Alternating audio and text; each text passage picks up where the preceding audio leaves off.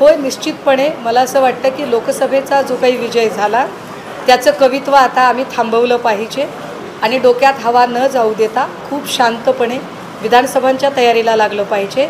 त्यामुळे आता लोकसभेचं कवित्व थांबवून आम्ही विधानसभेच्या एकूण जी काही व्यूहरचना आहे, जागा वाटप आहे, काही जागा महत्त्वाच्या टार्गेट करणं आहे आणि जागा वाटपाच्या फॉर्म्युलामध्ये ज्यांचे सिटिंग MLA सिटिंग MPs आहेत त्याच्यानुसार त्या जागा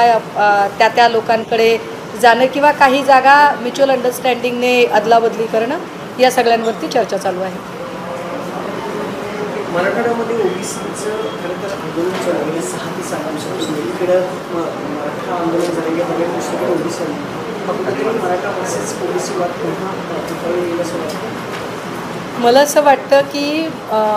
मराठा आंदोलन असेल किंवा ओबीसी आरक्षण आंदोलन असेल, या दोनही लोकांना खेळवण्याचं पाप सत्ताधाऱ्यांनी अजिबात करू नये। कारण जर सत्ताधारी मनोज जरांगेंना जाऊन भेटतात आणि त्यांना सांगतात की आम्ही तुमच्या मागण्या पूर्ण करणार आहोत, तेच सत्ताधारी ओबीसी आंदोलकांना जाऊन भेटतात आणि सांगतात की आम्ही तुमच्याही मागण्या पूर्ण करणार आहोत, तर एका म्याने दोन तलवारी कशा काय राहू शकतील। मला असं वाटतं की या सगळ्या संबंधाने जर खरंच सरकारची नियत असेल आणि त्यांना जातीचं आणि धर्माचं ध्रुवीकरण करायचं नसेल